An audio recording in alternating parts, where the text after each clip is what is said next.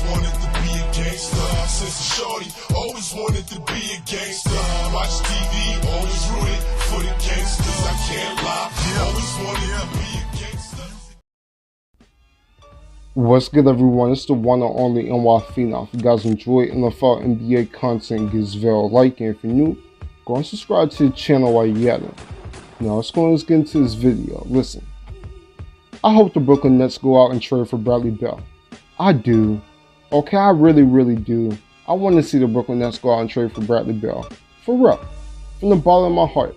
As a sincere New York Knicks fan, I hope the Brooklyn Nets go out and trade for Bradley Beal. Because you know why? It's going to make the team worse. Yeah, I said it. Okay, for all you dirty, just nasty, undeserving Brooklyn Nets fans, I hope the worst. I want you guys to go out and trade for Bradley Beal. I know Brooklyn Nets fans all around going to be like, well, Bradley Beal, he's an all-star. He averages 30 points a game. Yeah, we're going to be a better team. We'll be the best team in the East. I don't want to hear it. Listen, what you guys don't understand, and overall, what people don't understand, what the common sports fan doesn't understand when it comes to basketball, and especially football. But when it comes to basketball, a lot of it's about fit. Okay, Kyrie and KD are two primary scorers. Honestly, truth be told, Kyrie and KD don't fit with each other. They really don't, and we still haven't seen how that looks like on the court. But at the end of the day, I mean, eventually we'll probably see it. But overall, honestly, KD and Kyrie, they're both the same playing style. They both play the same way. So to be honest with y'all, Kyrie is just a 6'1" KD. KD is just a 6'11" Kyrie Irving. So overall they got the same playing style. So when you try to bring up Bradley Beal with two primary scorers who are both looking to score 30 points a game, where does Bradley Beal get his work in? Where does Bradley Beal get his bread in? Okay, where does Bradley Beal get his shot attempts at? Okay, there's only one basketball on the floor. So, overall, when we're talking about KD, Kyrie, and Bradley Beal, where does Bradley Beal fit? Where does Bradley Beal fit in? Okay, this guy Bradley Beal in Washington, for like the past 2 years since John Wall has been injured, has been the primary option for the Washington Wizards. He has. He's been the primary scoring option. So, overall, how would Bradley Beal fit in as the third option? Because this team is going to be led by KD and Kyrie. Kyrie is not taking the secondary role. Kyrie honestly doesn't want to take a secondary role at all. If it was Kyrie's choice, he would want to be the first option over KD. This is why I want to see how this Brooklyn Nets team really plays, fully healthy. I really do. I want to see if KD and Kyrie. I want to see how that team chemistry looks like, since they want to play with each other so much, since they love each other so much, since they want to be cuddle. I want to see how that looks like on the floor. So you have Kevin Durant everywhere he's been, has been the number one option, has been the number one scoring option. Everywhere Kyrie's been, he's pretty much been the number one option everywhere Kyrie's been, he's pretty much been the number one option.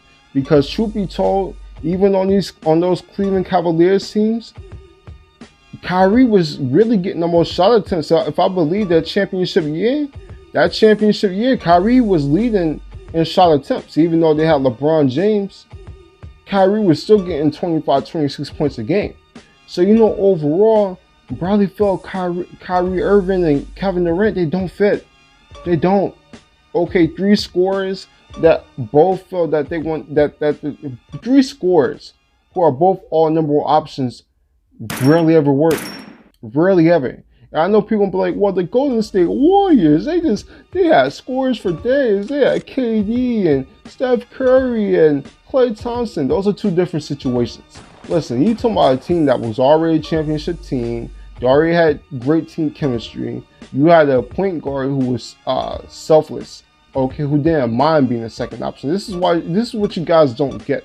Steph Curry and Kyrie are two separate players. I know they're both playmaking guards with a handle who can shoot. But at the end of the day, Steph Curry, he doesn't mind playing off ball. People got to remember, a lot of the, how Steph Curry scores, how Steph Curry get open, it's a lot of off ball action. It's a lot of off ball screens. It's a lot of cutting to the rim. It's a lot, backdoor cuts.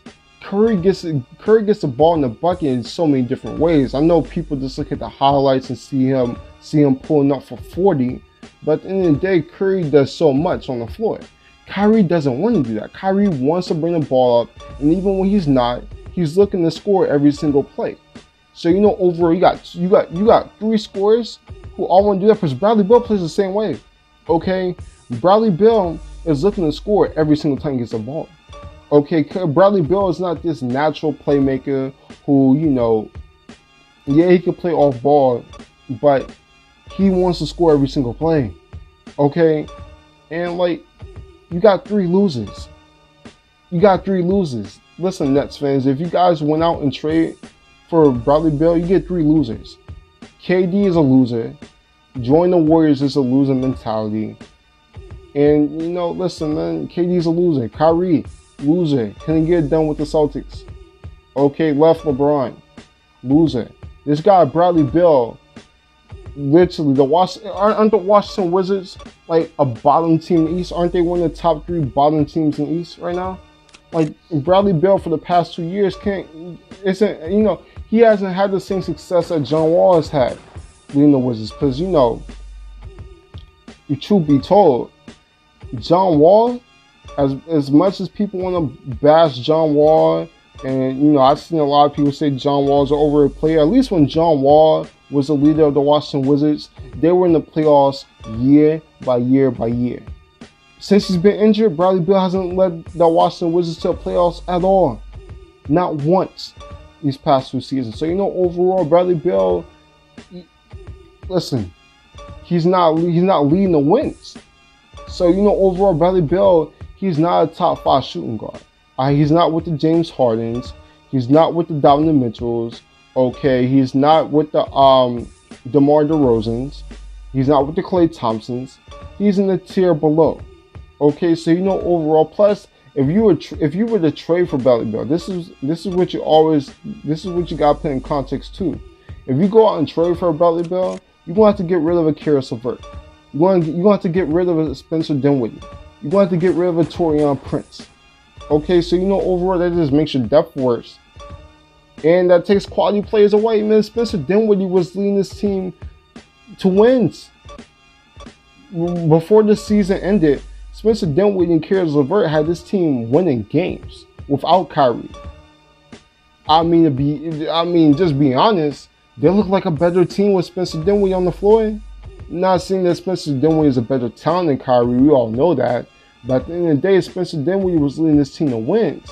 This team, the camaraderie, they were looking better on the floor with Spencer Dinwiddie. So, overall, man, the Nets are a joke, and they're going to fall on their faces, man. And listen, I want them to go out and trade for Bradley Beal, because this would be wishing for the worst. And I'm wishing for the worst when it comes to these Brooklyn Nets fans. These Nets fans are pathetic. Okay, these Nets fans are pathetic. Okay, you guys are just as bad as the 49ers. Okay, you guys are just as bad as the Celtics fans. Alright? And you can go ahead and throw the Chiefs on that list too, man. I can't stand you Chiefs fans either. Fuck y'all.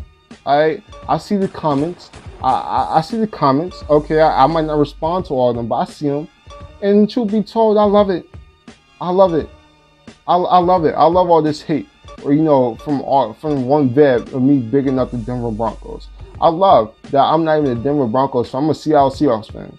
And I'm still getting, getting all this hate from Chiefs fans. Listen, Chiefs, you guys had 1 win, 1 ring. You guys been in the NFL for what was it, 60 years? You guys were in Super Bowl 1. And it took you guys to Super Bowl 50 to get 1 ring. Shut your mouths, okay? Patrick Mahomes isn't the best quarterback. Andy Reid is still a choke artist. Don't get twisted. Just because Andy Reid has 1 ring doesn't mean that he's just just not choking anymore. He still got that choking DNA inside of him. Cut it out. And that Chiefs team is not that good. Okay, you guys are led by a fantastic offensive mind head coach.